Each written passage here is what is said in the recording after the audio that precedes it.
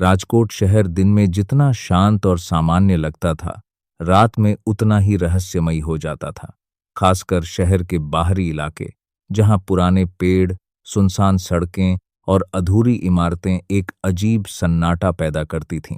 राहुल और उसके 3 दोस्त, अमित, करण और समीर, कॉलेज के स्टूडेंट थे। चारों को एडवेंचर का बहुत शौक था।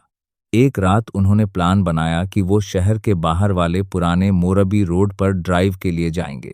उस रोड के बारे में लोग कहते थे कि वहां रात के बाद अजीब चीजें दिखती हैं, लेकिन चारों ने इसे सिर्फ अफवाह समझा। रात के करीब 12 बजे चारों कार लेकर निकल पड़े।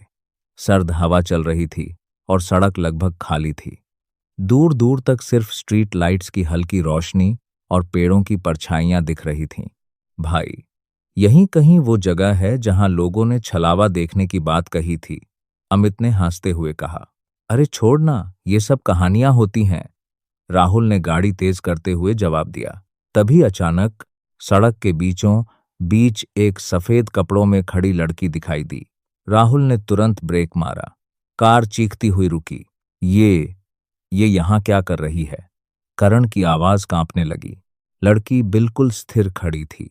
उसके लंबे बाल चेहरे को ढक रहे थे और वो धीरे धीरे सिर झुकाए खड़ी थी। शायद किसी को मदद चाहिए, समीर बोला। राहुल ने हिम्मत करके कार का दरवाजा खोला और बाहर निकल गया। हेलो, आप ठीक हैं? उसने धीरे से पूछा। लड़की ने कोई जवाब नहीं दिया। राहुल थोड़ा और करीब गया। तभी लड़की ने धीरे धीरे अपना सिर उठाया। उसका चेहरा देखकर राहुल के पैरों तले जमीन खिसक गई। उसकी आंखें पूरी काली थीं, जैसे अंदर कोई गहराई हो, और होंठों पर एक अजीब सी मुस्कान थी। अचानक वो लड़की गायब हो गई। भाई, वो कहाँ गई? अमित चिल्लाया। राहुल पीछे मुड़ा, लेकिन लड़की अब कार के पीछे खड़ी थी। भागो, राहुल चिल्लाया और सब जल्दी से कार में बैठ गए। राहुल ने गाड़ी स्टार्ट की और तेजी से आगे बढ़ गया। कुछ देर तक सब चुप थे, सिर्फ दिल की धड़कनें सुनाई दे रही थीं। भाई, ये क्या था? समीर ने डरते हुए पूछा। छलावा, करण ने धीरे से कहा। अचानक कार के अंदर ठंडी हवा भर गई। खिड़की तो बंद है, फिर ये हवा? अमित ने घबराते हुए कहा। तभी पीछे से एक धीमी आवाज आई। मुझे छोड़कर क्यों जा रहे हो? चारों ने एक साथ पीछे देखा। वही लड़की पीछे की सीट पर बैठी थी। उसकी आंखें अब और भी गहरी लग रही थीं और चेहरा धीरे धीरे बदल रहा था। रुको गाड़ी, राहुल चिल्लाया, लेकिन गाड़ी खुद तेज होती जा रही थी। स्पीडोमीटर 80, 100, 120। ब्रेक काम नहीं कर रहा, राहुल चिल्लाया। लड़की हंसने लगी। उसकी हंसी कार के अंदर गूंजने लगी। तुम लोग यहां क्यों आए? ये मेरी जगह है। अचानक सड़क पर एक बड़ा पेड़ गिरा हुआ दिखाई दिया। राहुल ने पूरी ताकत से स्टीयरिंग मोड़ा। कार फिसल गई और सड़क के किनारे जाकर रुक गई। कुछ सेकंड तक सब शांत रहा। फिर धीरे धीरे राहुल ने पीछे देखा। लड़की गायब थी। चारों ने राहत की सांस ली। चलो यहां से निकलते हैं, अमित बोला। राहुल ने गाड़ी स्टार्ट की। इस बार गाड़ी ठीक से चलने लगी, लेकिन जैसे ही वो थोड़ी दूर गए, उन्हें वही लड़की फिर से सड़क के बीच खड़ी दिखाई दी। ये कैसे? करण की आवाज सूख गई।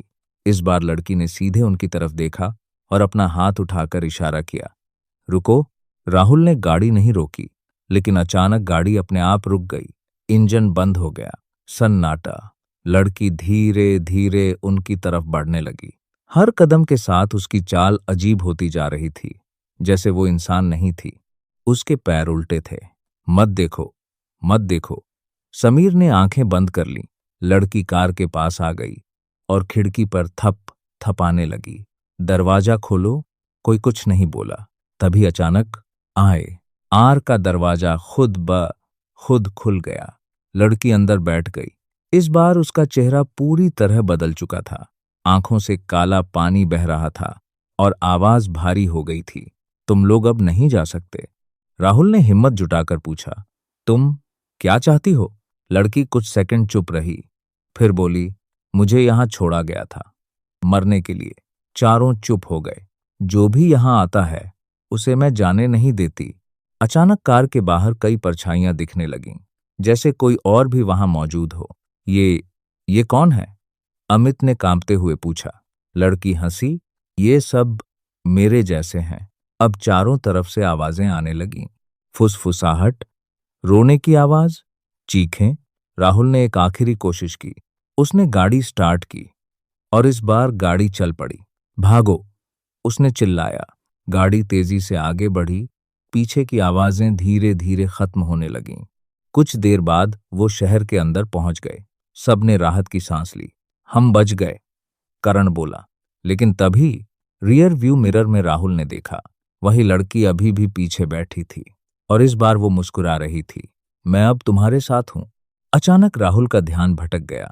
गाड़ी सामने से आ रहे ट्रक से टकरा गई। सुबह पुलिस मौके पर पहुंची। कार पूरी तरह टूट चुकी थी। अंदर चारों दोस्त बेहोश पड़े थे, लेकिन जिंदा थे। जब उन्हें होश आया, उन्होंने पूरी कहानी बताई, लेकिन पुलिस ने इसे हादसा मानकर केस बंद कर दिया।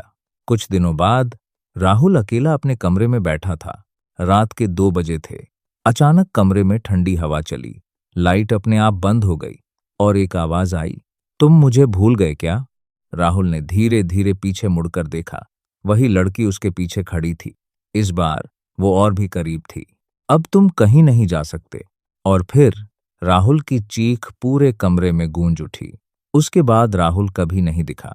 लोग कहते हैं कि मोरबी रोड पर अब भी रात के समय एक कार दिखाई देती है, जिसमें 4 लड़के बैठे होते हैं और उनके साथ एक सफेद कपड़ों वाली लड़की, जो हर गुजरने वाले को रोकने की कोशिश करती है। अगर तुम कभी राजकोट की उस सड़क से गुजर रहे हो और कोई लड़की तुम्हें रोकने की कोशिश करे, तो रुकना मत, क्योंकि हो सकता है वो इंसान नहीं, छलावा हो।